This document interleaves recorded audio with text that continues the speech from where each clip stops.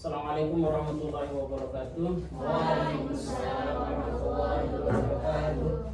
Alhamdulillahirabbil alamin wassalatu wassalamu ala asrofil anbiya'i wal mursalin sayyidina Muhammadin wa ala alihi washabihi ajmain, amma ba'du.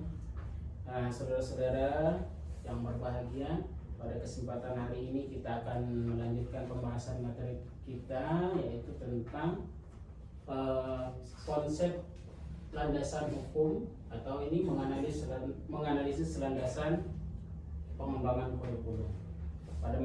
Pada sore hari ini kita akan coba membahas tentang landasan dan prinsip pengembangan kurikulum.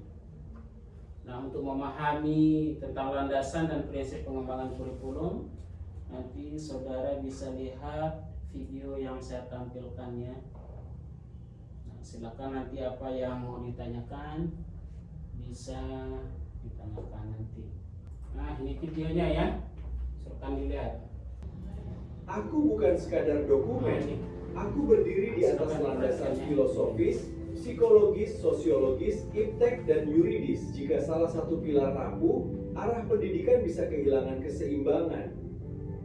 Aku menentukan arah dan tujuan pendidikan. Nilai-nilai yang kupegang membentuk karakter sebelum membentuk keterampilan. Ku mengingatkan bahwa setiap peserta didik berkembang dengan cara yang berbeda. Kurikulum harus sesuai dengan kebutuhan dan tahap perkembangan mereka.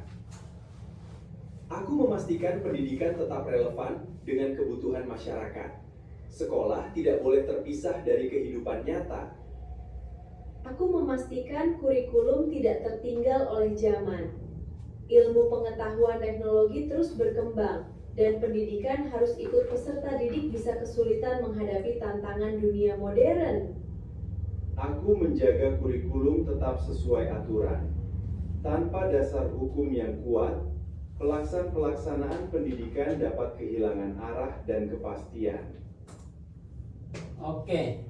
Nah, dari video tadi kira-kira menurut saudara semua ada berapa landasan kurikulum yang bisa dikembangkan atau yang menjadi landasan dalam kita mengembangkan kurikulum?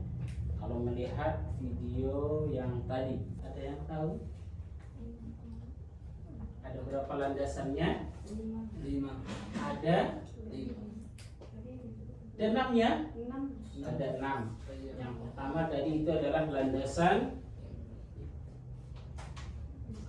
filosofis, ada landasan sosiologis, psikologis, landasan iptek, ilmu pengetahuan, dan yang terakhir tadi adalah landasan yuridis.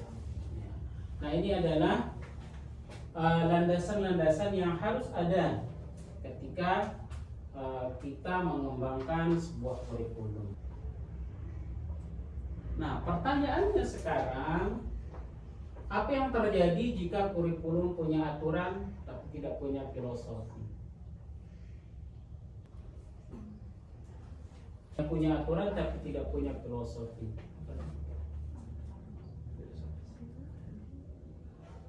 Nah, apa tadi landasan filosofi?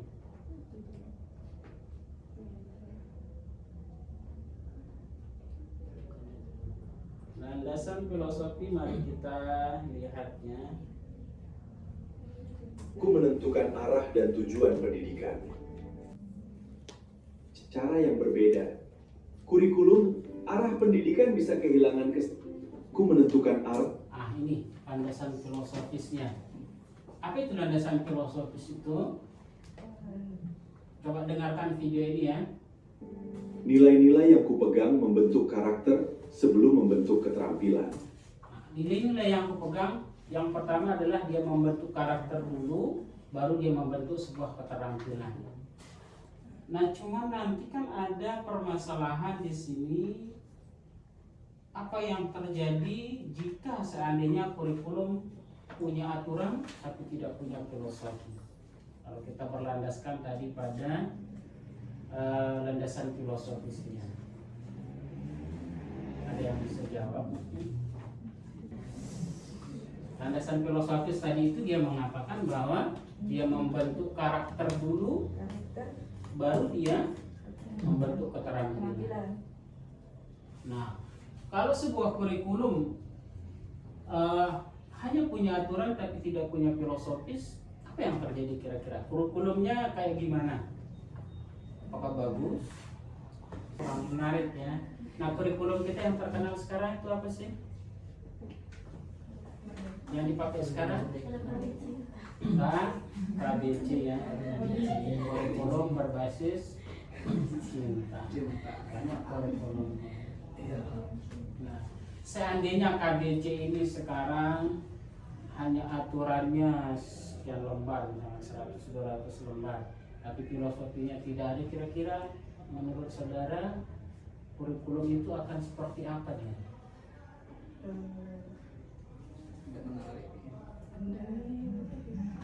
Nah, silakan dijawab. Enggak ada yang salah ya, silakan dijawab saja. Enggak ada yang salah. Ada yang tahu. Nah, maka nanti yang akan terjadi jika hanya sebuah kurikulum mempunyai aturan tanpa landasan filosofis yang kuat, sesuai dengan definisinya tadi bahwa landasan filosofi itu adalah membentuk karakter dulu, baru dia membangun sebuah keterampilan. Maka kurikulum apapun namanya itu, mulai dari kurikulum 1947 sampai dengan yang sekarang KBC atau deep learning, itu tidak akan memberikan pengaruh yang besar terhadap sebuah pembelajaran. Karena percuma ya, kalau tidak ada karakter anak didik kita juga percuma. Saudara-saudara bisa lihat kan sekarang ini banyak di pondok pesantren lagi viral-viralnya kan. Nah, karena mungkin karakternya tidak dibangun dari awal,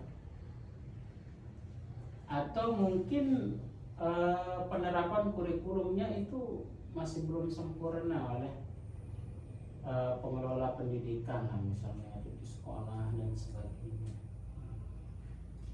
Pertanyaannya yang kedua, bagaimana prinsip fleksibilitas bekerja di tengah aturan hukum yang ketat? Ya sulit pertanyaannya ya. Apa tadi pertanyaannya? Fleksibilitas. Kalau fleksibilitas itu di prinsip pengembangan ya. Benar berguna dalam kehidupan. Kurikulum harus selaras dengan kebutuhan peserta didik, masyarakat, dan perkembangan zaman. Kurikulum ini menyesuaikan kebutuhan. Pendidikan tidak harus sama. Itu prinsip fleksibilitas ya. Kurikulum itu tidak harus sama. Arti maksudnya tidak harus sama. Nah, kayak gimana kira-kira kurikulum itu tidak harus sama? Silakan dijawab saja ya. Kalau kita juga salah. Ya. Oke, sebelum ke sini ya, saudara-saudara sudah tahu kurikulum itu mulainya dari tahun berapa? 1947. Ya. Terus tahun 19 kalau nggak salah 53. Kalau saudara-saudara dapatnya kurikulum apa kemarin? 13. Kurikulum 2013 ya. Nah, kalau menurut saudara penerapan kurikulum di K13 itu kayak gimana? Pengalamannya dulu di sekolah. Asik? Atau kalau punya materi, coba bisa disampaikan. Kebanyakan materi atau penjelasan. Silakan coba dieksplor dulu ya. Kalau saya dulu kurikulumnya di tahun 2005 lah ya. Tahun 2005 yang pakai caturulan itu, caturulan 1, caturulan 2, 3. Saudara mungkin belum lahir ya. Tahun berapa lahirnya? 2006. Masih kecil ya, tapi sudah bisa buat anak kecil lah. Kurikulum menjaga agar pembelajaran berkembang secara bertahap dan berkesinambung. Oke, kita lanjutkan sedikit pertanyaan yang ketiga kalau begitu. Nah, silakan salah seorang dari sini ya. jika Anda diminta mengembangkan satu bagian kurikulum, mana yang paling dulu Anda perhatikan? Filosofinya, hukumnya, atau prinsipnya? Anggaplah saudara sudah profesional ya, di luar dari artinya sudah profesor, doktor seperti itu ya, diminta untuk mengembangkan satu bagian kurikulum. Saudara akan memilih bagian yang mana dulu yang akan diperhatikan? Landasan filosofisnya kah? Landasan hukumnya? Atau prinsip-prinsip pengembangannya? Filosofi tadi ya, masih ingat ya, karakter dulu yang dibentuk baru keterampilannya. Kalau hukum ini landasan yuridisnya yang tadi. Sudah dengar yang landasan yuridis tadi ya? Belum? Pelaksanaan pendidikan dapat kehilangan ukuran. Belum tetap sesuai. Aku menjaga Tantangan dunia modern. Perhatikan landasan yuridis. Aku menjaga kurikulum tetap sesuai aturan. Tanpa dasar hukum yang kuat, pelaksanaan pendidikan dapat kehilangan arah. Artinya dia memegang hukum sangat kuat. Tanpa ada landasan hukum, maka kurikulum akan kehilangan arah. Kalau yang filosofi tadi, karakter dulu yang dibangun, baru kemudian keterampilan. Nah, seandainya sekarang saudara diminta menjadi pengembang satu kurikulum, lalu menurut saudara yang mana yang akan didahulukan? Filosofisnya kah? Hukumnya? Atau prinsipnya? Dan apa alasannya? Landasan filosofi atau hukum, tinggal pilih saja dulu ya.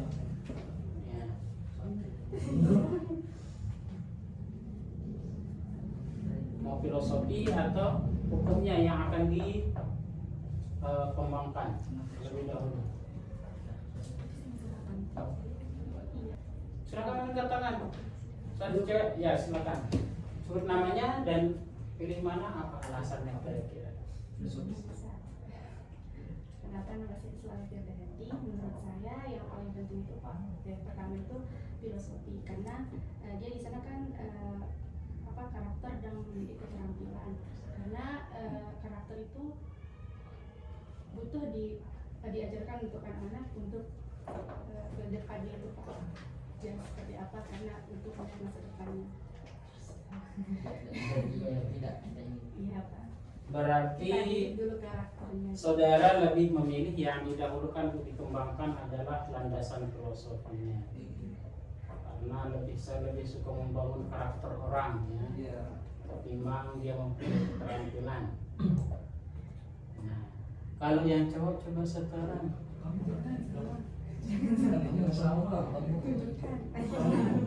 Jawab.